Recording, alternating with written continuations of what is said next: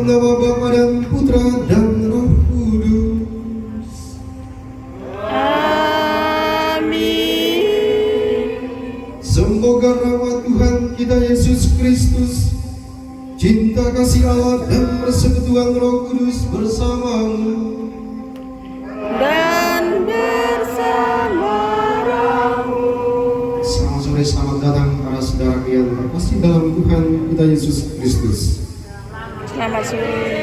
Mari kita semua datang sebagai satu keluarga besar, warga desa.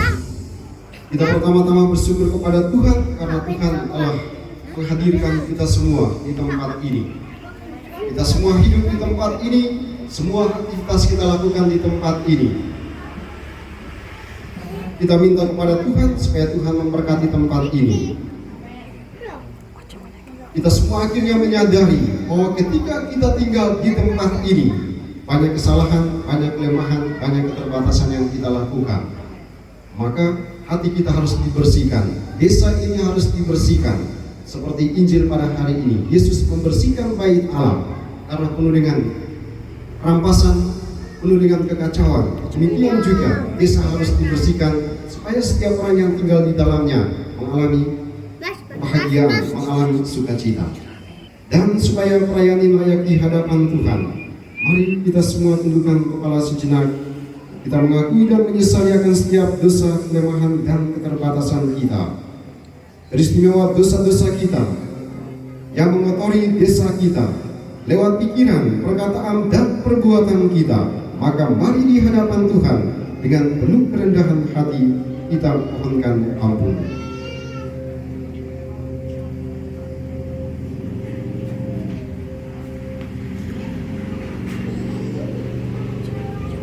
Tuhan Yesus Kristus, Engkau diutus untuk menyembuhkan orang yang lemah dalam hatinya. Tuhan kasihanilah kami.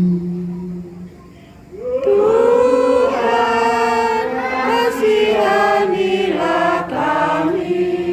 Engkau datang untuk memanggil orang yang berdosa. Kristus kasihanilah kami. Kristus kasihanilah kami. Engkau duduk di sebelah kanan Bapa sebagai pengantara kami. Tuhan kasihanilah kami. Tuhan kasihanilah kami. Semoga Allah yang Maha Kuasa mengasihani kita, mengampuni dosa kita, dan menghantar kita ke hidup yang kekal.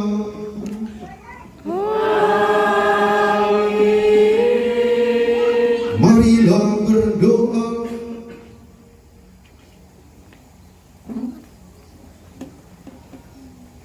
Ya Allah, Engkau menciptakan alam semesta dan mengatur segala musimnya. Engkau menciptakan manusia untuk datang, tinggal memenuhi bumi ini. Engkau menaruh otak itu dalam pikiran manusia supaya mereka berkreasi. Mereka mengelola alam semesta ini. Ya Tuhan, Engkau sendiri menciptakan bumi ini. Engkau sendiri yang menciptakan tempat ini. Dan Engkau memanggil orang-orang datang, tinggal, dan hidup di tempat ini. Di desa inilah hamba-hambamu tinggal, hidup, berkarya. Maka kami mohon kepadamu ya Bapa, semoga Engkau memberkati mereka sekalian, semua yang tinggal dalam desa ini. Semoga Engkau rahmati dengan kesehatan yang baik, umur yang panjang, dijauhkan dari segala macam mara bahaya, dicurahi berkat yang melimpah. Setiap usaha dan pekerjaan dari setiap umat yang berada di desa ini, semoga Kau rahmati dan Kau lipat gandakan iklim cuaca yang baik. Kiranya Kau curahkan atas desa ini, sehingga mendukung setiap usaha pertanian, peternakan dari umat-Mu di tempat ini. Akhirnya ya Tuhan, kami semua dalam kerendahan hati menyadari bahwa ada begitu banyak dosa, begitu banyak kelemahan yang kami perbuat, yang mengotori tempat ini, yang mengotori bait kudus-Mu. Maka dengan penuh kerendahan hati kami mohon ampun daripadamu. Semoga Engkau mengampuni segala dosa dan keterbatasan kami. Semoga kami semua akhirnya dipantaskan dan dilayakkan untuk kemudian mendengarkan sabda-Mu. Saat ini ya Tuhan, kami akan mendengarkan sabda-Mu. Maka utuslah Roh Kudus-Mu atas kami sekalian. Semoga sabda-Mu memampukan kami sekalian, sehingga kami akhirnya menjalani hari-hari hidup kami ini sebagai orang beriman yang senantiasa takut akan Dikau. Semoga sabda ini meneguhkan kami sekalian untuk senantiasa membersihkan diri kami sendiri, membersihkan keluarga kami dari setiap kekurangan dan keterbatasan-keterbatasan. Demi Yesus Kristus Putra-Mu, Tuhan dan Pengantara kami, yang hidup dan berkuasa bersama Dikau dalam persatuan Roh Kudus Allah sepanjang segala masa. Amin. Silakan duduk, kita mendengarkan sabda Tuhan.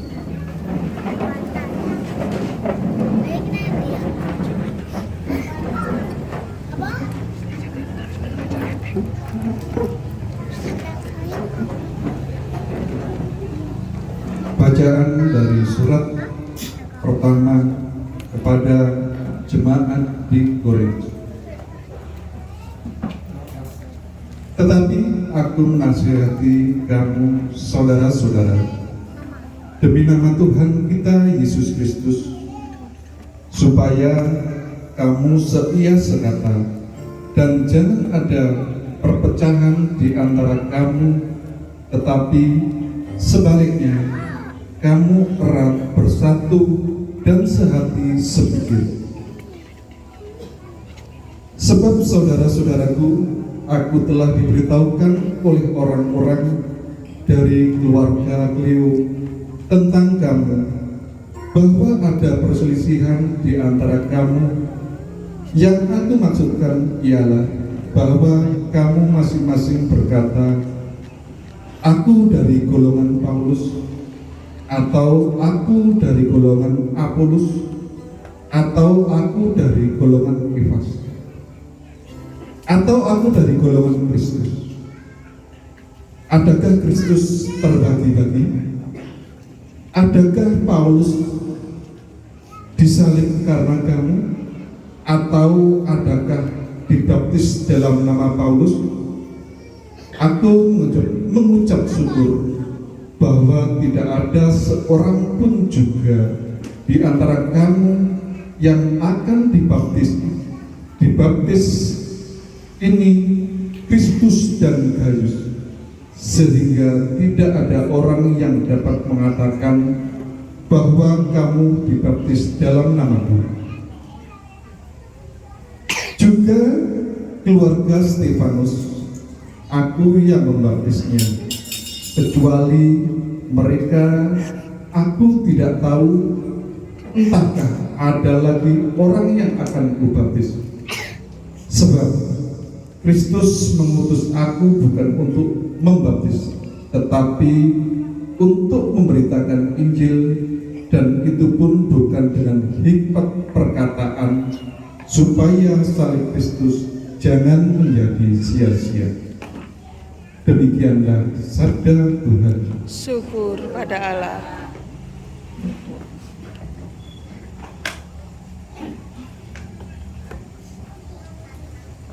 Kita bangkit berdiri, kita siapkan hati untuk mendengarkan Injil Tuhan kita. Haleluya, haleluya, haleluya. Haleluya. Haleluya. Haleluya.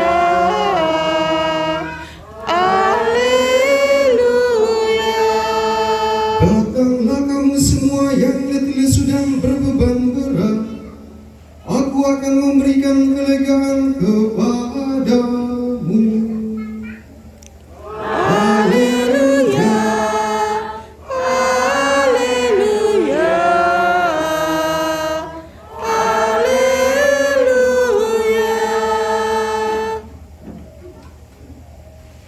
Tuhan bersamamu.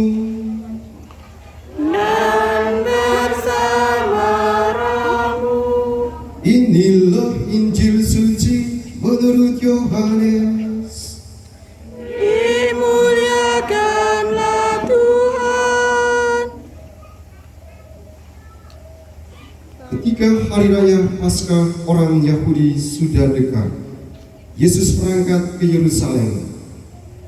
Dalam bait suci didapatinya pedagang-pedagang lembu, kambing, domba, dan merpati, dan penukar-penukar uang duduk di situ. Ia membuat cambuk dari tali, lalu mengusir mereka semua dari bait suci dengan semua kambing, domba, dan lembu mereka. Uang penukar-penukar dihamburkannya ke tanah, dan meja-meja dibalikannya. Kepada pedagang-pedagang merpati ia berkata, "Ambil semuanya dari sini. Jangan kamu membuat rumah Bapakku menjadi tempat berjualan." Maka teringatlah murid-muridnya bahwa ada tertulis, "Cinta untuk rumahmu menghanguskan aku." Orang-orang Yahudi menantang Yesus, katanya, "Tanda apakah yang dapat engkau tunjukkan kepada kami bahwa engkau berhak bertindak demikian?" Jawab Yesus kepada mereka, "Rombaklah bait Allah ini, dan dalam 3 hari aku akan mendirikannya kembali." Lalu kata orang-orang Yahudi kepadanya, 46 tahun orang mendirikan bait Allah ini, dan engkau dapat membangunnya dalam 3 hari.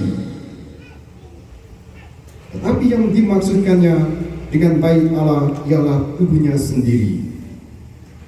Kemudian sesudah ia bangkit dari antara orang mati, barulah teringat oleh murid-muridnya bahwa hal itu telah dikatakannya, dan mereka pun percaya akan kitab suci dan perkataan yang telah diucapkan Yesus.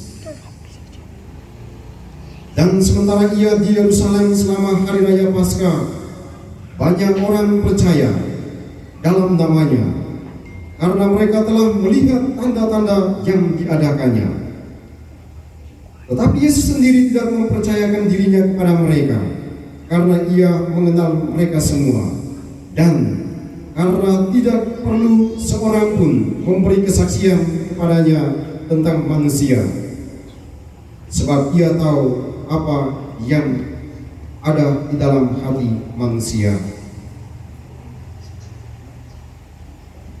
Demikianlah sabda Tuhan. Terpujilah Kristus.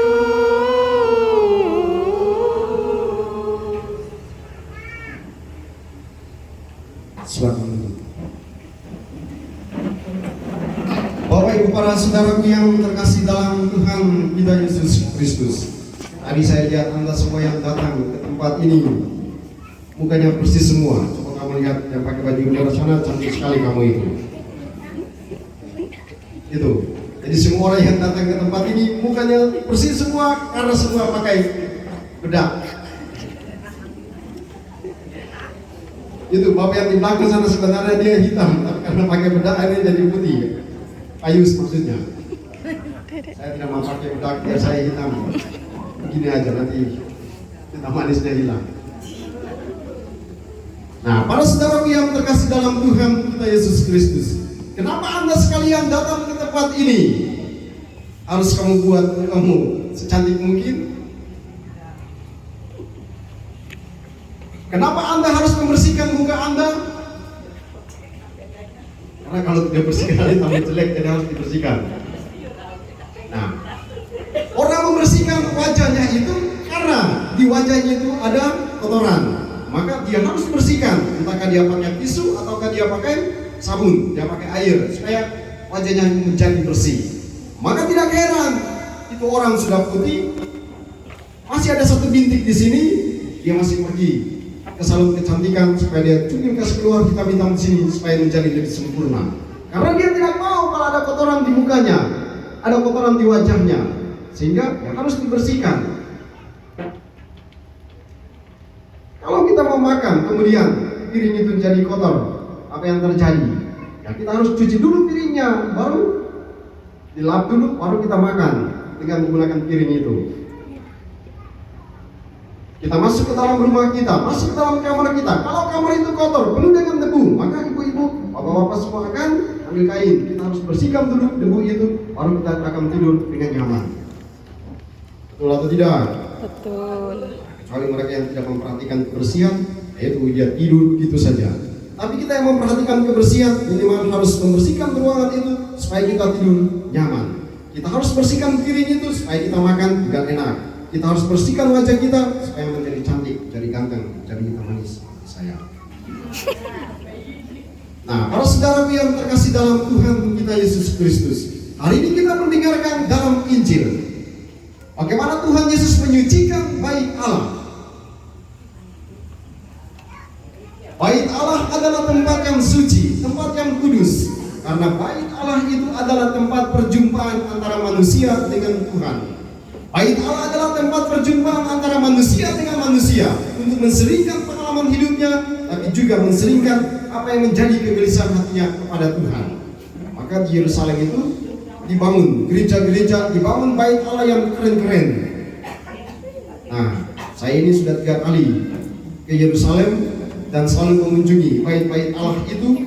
Lalu apa yang terjadi ketika kita masuk ke dalam bait Allah? Yang kita masuk adalah kita lihat kemegahan bait Allah itu, serambi-serambi yang megah itu, lantai yang keren, kemudian langit-langit yang keren. Wah, itulah bait Allah yang dibangun di Yerusalem. Dan sampai hari ini ketika kita masuk ke dalam bait-bait Allah itu, wow, kita yang datang dari kecokohan ini, kita yang datang dari Semek ini, kita akan hanya melihat, wih, ya saya juga dari kampung pertama kali di Yerusalem dan saya lihat ini, coba kalau benda ini ada di kampung saya. Nah, itulah tempat yang megah. Tetapi tempat yang megah itu adalah sebuah tempat di mana manusia berjumpa dengan Tuhan. Manusia mengungkapkan pengalaman hidupnya kepada Tuhan. Di sanalah manusia berdoa, manusia berkomunikasi dengan Tuhan. Maka dia disebut sebagai bait Allah. Dia disebut sebagai bait suci. Karena bait itu adalah suci. Kenapa dia suci? Karena disitulah sabda Tuhan dibacakan. Disitulah meja kurban dipersembahkan. Maka dia disebut sebagai bait suci. Dia disebut sebagai bait Allah. Hari ini kita mendengarkan bagaimana bait suci itu, bait Allah yang dikuduskan oleh Tuhan itu. Manusia kemudian datang berjumpa dengan dia. Tapi tempat ini kemudian menjadi kotor. Tempat ini kemudian menjadi hancur berantakan. Karena apa? Perbuatan manusia.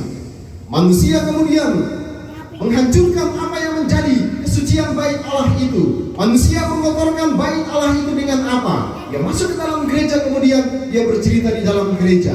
Dia masuk ke dalam gereja, kemudian dia bercerita tentang kekurangan orang. Dia masuk ke dalam gereja, tapi dia masih memusuhi orang lain. Nah, akhirnya apa? Tempat yang tadinya suci itu kemudian dikotori oleh perbuatan manusia. Dan lebih parah kita dengarkan tadi, apa yang menjadi tempat suci ini kemudian menjadi hancur berantakan karena perbuatan manusia. Injil tadi mengatakan apa?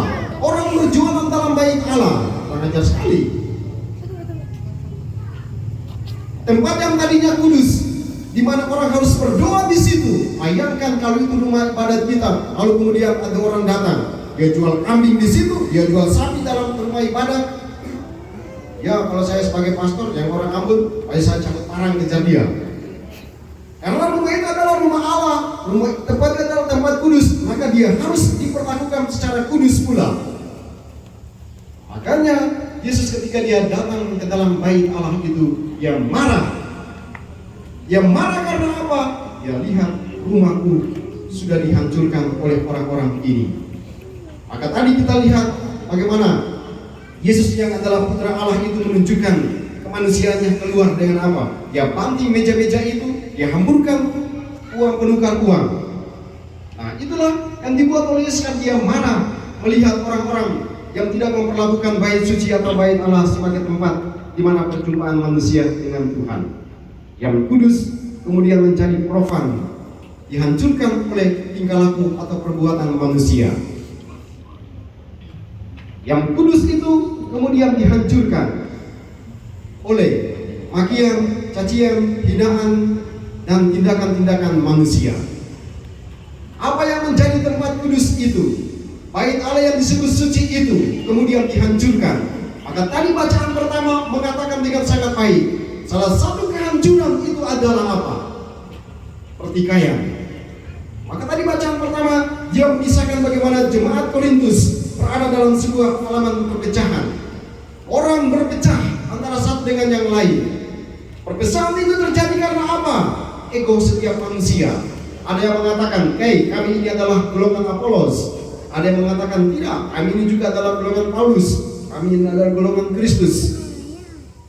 Maka perpecahan terjadi di sana. Egoisme menghantarkan manusia untuk mengalami perpecahan. Maka tadi dikatakan, Rasul Paulus ketika melihat perpecahan yang terjadi dalam jemaat Korintus, dia katakan, apakah Kristus itu dia terpecah-pecah? Tidak, hanya satu Kristus. Hanya ada satu Tuhan. Tapi manusia yang sekolah sedikit menganggap dirinya benar, kemudian menganggap diri hebat, lalu kemudian menonjolkan diri, lalu kemudian terjadilah perpecahan itu. Perpecahan itu kemudian meluluhlantahkan persatuan jemaat Korintus itu. Tuhan pun melihat hal yang sama. Orang-orang terpecah, murid-murid Kristus terpecah karena perselisihan, karena pertengkaran. Jemaat-jemaat kita sekalian mengalami perpecahan. Dimanapun, jemaat manapun pasti terjadi perpecahan di dalamnya.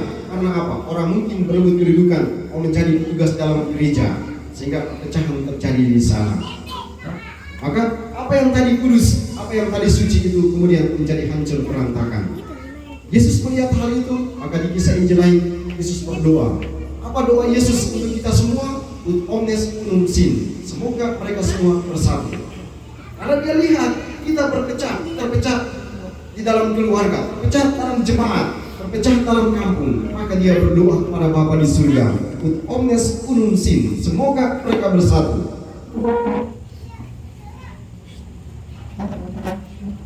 Desa atau kampung adalah tempat yang suci. Desa atau kampung adalah tempat yang sungguh sangat indah, tempat yang bersih terlebih dahulu, lalu kemudian orang datang ke sana.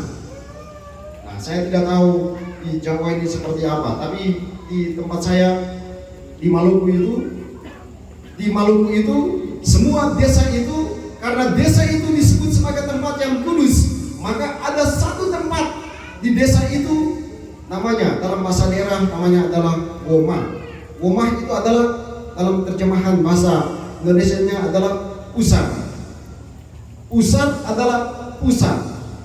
Maka dibuat sebuah tanda besar di situ dan semua orang tahu bahwa tanda itu menunjukkan bahwa itu adalah pusat kampung. Itu adalah pusat kampung. Artinya adalah disitulah pertama kali desa itu atau kampung itu pertama kali dibangun. Orang pertama kali dia datang di kampung itu, pertama kali dia injak tempat itu, lalu dibuat tanda di situ bahwa inilah desa Sengkek. Ini adalah dusun kecopoan. Maka dibuat satu tanda di situ, namanya woma. Semua orang yang lewat di situ harus melihat tempat itu, dia harus tundukkan kepala atau minimal dia harus diam. Dia tidak boleh mese-mese di situ. Karena di situ adalah tempat kudus, di situ adalah tempat yang suci. Nah, maka semua kejahatan manusia yang dibuat dalam desa itu nanti sebentar, ketika ada kejahatan dibuat di sana, orang-orang akan dikumpulkan di sana, lalu ada sidang adat di sana, lalu kemudian dibuat di pusat kampung itu untuk memberitahu kepada para leluhur bahwa ada sebuah kesalahan kejahatan yang dibuat oleh umat manusia di kampung ini, maka kami mohon ampun kepada para leluhur. Itulah pengalaman kami. Hari ini kita semua datang ke tempat ini dalam suasana yang sama, berdoa membersihkan desa kita. Seperti dikatakan tadi, desa adalah tempat yang suci, tempat yang kudus. Tapi yang kudus dan suci, yang bersih itu kemudian dikotori oleh manusia. Dikotori dengan apa? Membuang sampah sembarangan. Dikotori dengan apa? Dia teriak sana, teriak sini. Dikotori dengan apa? Perkelahian di sana, di sini. Dikotori dengan apa? Malam-malam kita jalan di kecopoan, kita mendengar iringnya bunyi trung trang trung tring tring. Baik, suami istri berkelahi dalam rumah sana. Nah, kampung menjadi kotor karena itu.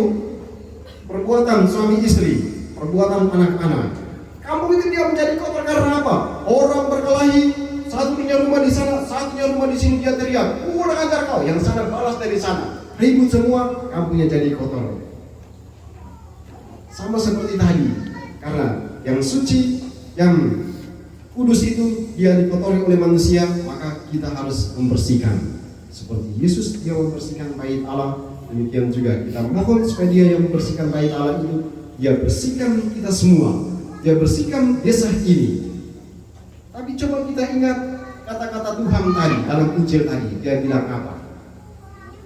Ketika bait Allah itu dikotori oleh manusia, Yesus dia bilang apa? Rombaklah bait Allah itu, dan dalam 3 hari saya akan mendirikan kembali. Lalu para murid tidak paham. Nah, setelah peristiwa kebangkitan baru mereka tahu, oh, yang dimaksudkan oleh Yesus bait Allah itu adalah apa? Bukan bangunan bait Allah atau bukan gereja itu, tapi bait Allah itu adalah manusia, hati manusia. Maka dia katakan yang dimaksudkan adalah diri. Dia bangkit dari antara orang mati, baru mereka tahu bahwa bait Allah sesungguhnya adalah tubuh kita, diri kita. Gereja itu dia akan hancur ketika gempa bumi itu tiba. Semegah apapun ketika gempa bumi itu tiba, kemudian jadi hancur berantakan. Maka Tuhan dia katakan bait Allah sesungguhnya adalah hati kita, jiwa kita. Tubuh boleh hancur, tapi jiwa akan tetap hidup. Itulah bait Allah. Maka ketika kita datang ke tempat ini, lalu kita katakan kita berdoa dan kita membersihkan kampung ini. Apa yang mau dibersihkan di sini? Kau mau cabut rumput, minggu depan rumputnya akan tumbuh. Kau mau sapu-sapu di situ, 5 menit kemudian ibunya sudah datang lagi. Tapi Yesus harus dia bilang, bait Allah, rumah yang sesungguhnya adalah tubuh kita. Maka yang dibersihkan bukan teman-teman pohon, bukan sapu sana sapu sini, tapi bersihkan terlebih dahulu dirimu. Maka kita berdoa supaya penyucian ini pertama-tama adalah penyucian pikiran, supaya tidak lagi berselisih seperti orang-orang di Korintus. Menyucikan hati supaya hati menjadi bersih. Karena pikiran sudah bersih, hati sudah bersih, maka desa pun akan menjadi bersih. Kita berdoa semoga amanat sabda Tuhan ini menjadi berita gembira bagi kita sekalian, supaya desa ini menjadi bersih. Orang-orang yang tinggal di dalamnya hatinya bersih. Orang-orang yang tinggal di tempat ini adalah orang-orang yang dikuduskan, dipenuhi dengan kesucian, dipenuhi dengan kebersihan. Bukan persoalan hitam seperti saya, tapi hatinya bersih, itu yang paling penting. Berdoa kita semua, semoga kita dimampukan untuk membersihkan diri kita masing-masing. Berkat Tuhan tolong dan memberkati kita semua. Amin.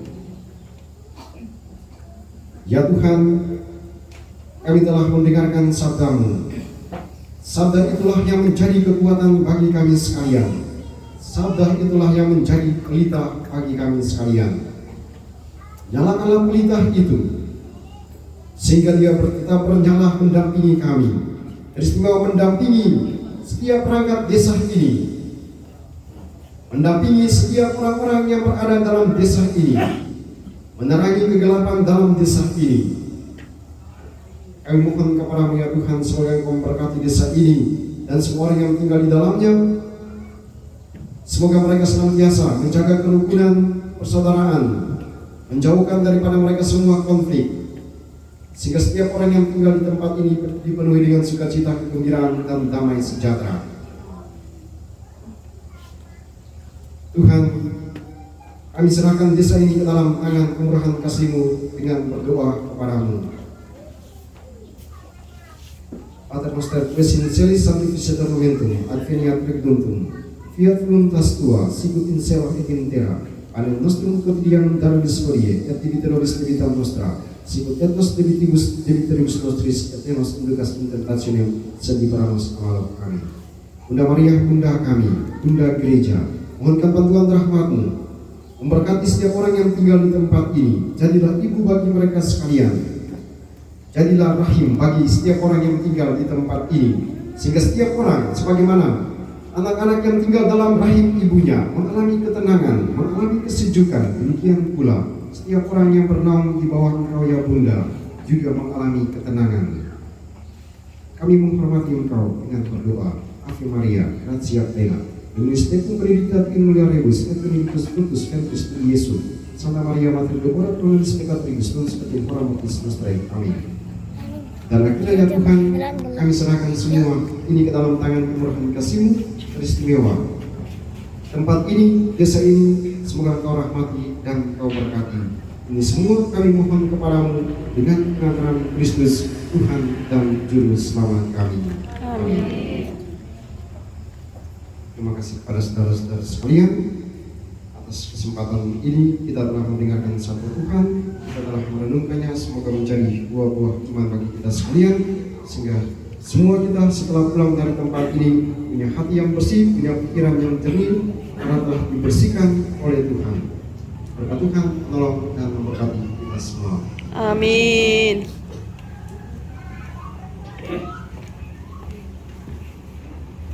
Terima kasih kepada Romo yang sudah menaburkan firman Tuhan sore hari ini. Saudara diberkati oleh firman Tuhan? Kalau merasa saudara diberkati firman Tuhan, coba kasih salam kanan kiri depan belakang dengan iman percaya saudara. Katakan, saya diberkati oleh firman Tuhan pada sore hari ini. Kasih senyuman yang terbaik buat sore hari ini. Kita berada di tempat ini, kita ingin mendoakan desa kita tercinta, desa di mana kita tinggal, biar desa kita menjadi desa yang aman dan tentram. Petugas,